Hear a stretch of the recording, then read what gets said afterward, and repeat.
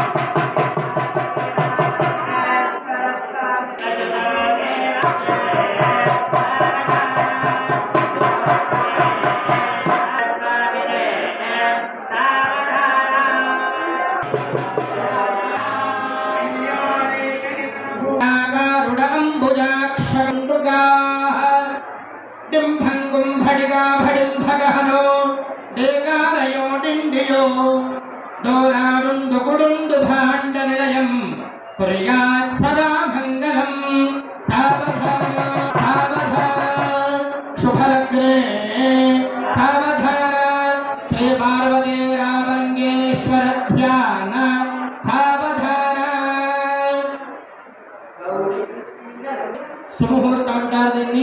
ఈ సుముహూర్త సమయంలో వివాహమైన తర్వాత స్వామి ప్రసన్నంగా ఉంటాడట. మనం ఏది అనుకుంటే అది తథాస్తు అని చెప్పి ఇచ్చేస్తాడట. ఓం స్వస్తిష్టాధీతి సహస్రాణం తజగురుదైవత్యానాం పురోహోదత్తవహానందలక్షోగణేశదీనాజగద్గ్రాణ లక్షాధిపతి సోమశేఖరాణాం పౌరాత్రేకాన్నవాంశద్వాదశాంశత్రింశాంశత్రింశదంశమనుకూలానాం ఆదిత్యస్య భగవతో శ్రీ వినాయక ప్రసన్న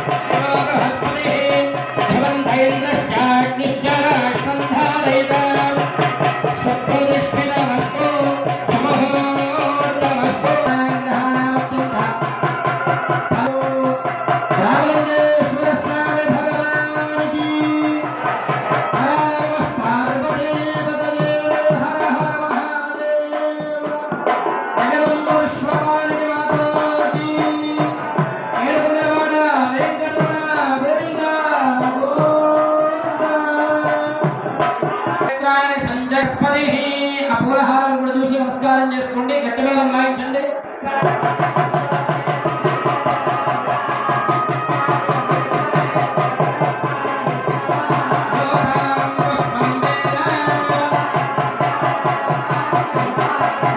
చంద్రమామ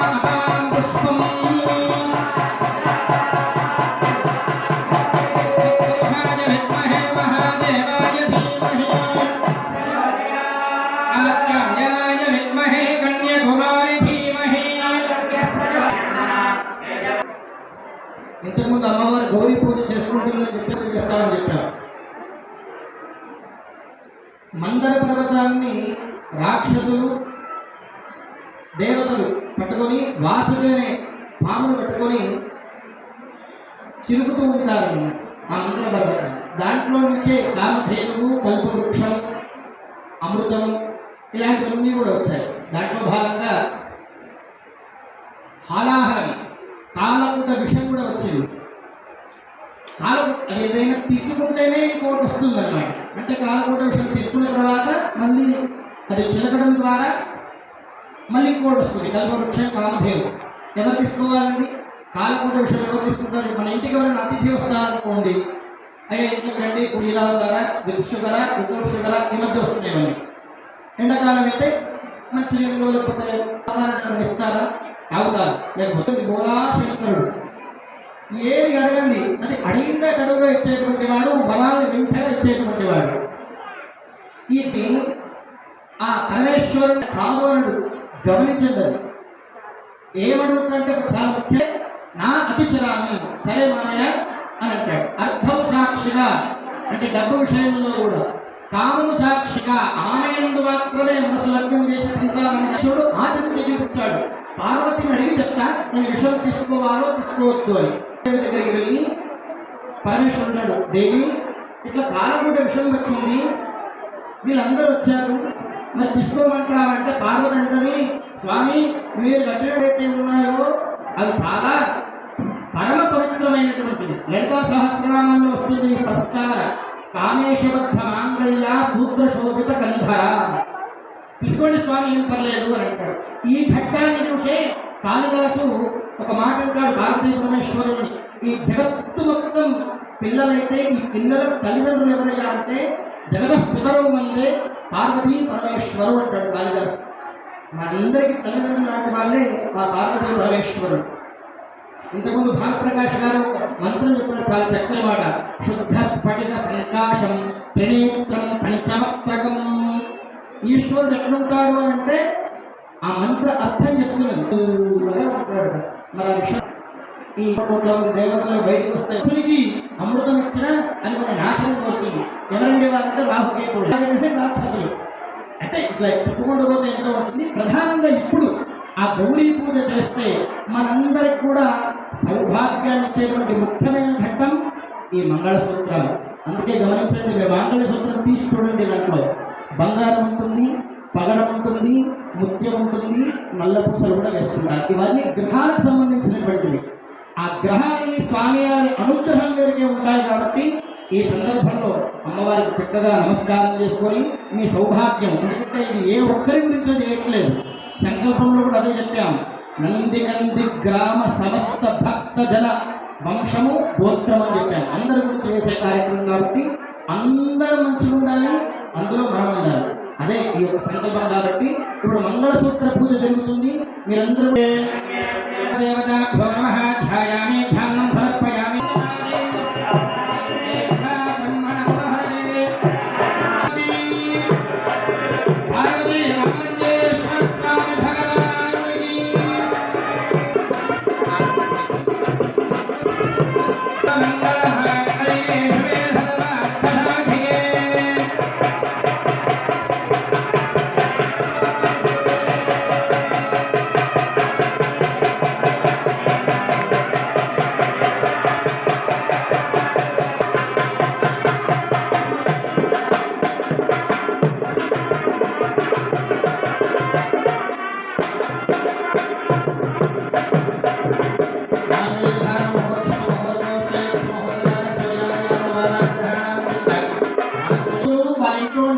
ఆచారాలు సాంప్రదాయాలు వారికి సులభంగా అబ్బుతాయట.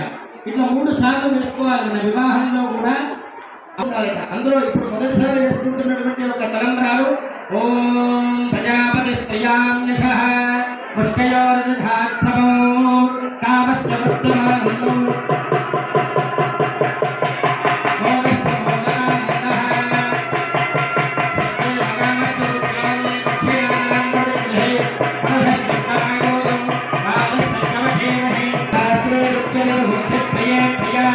एवं भगस्वरूपाणि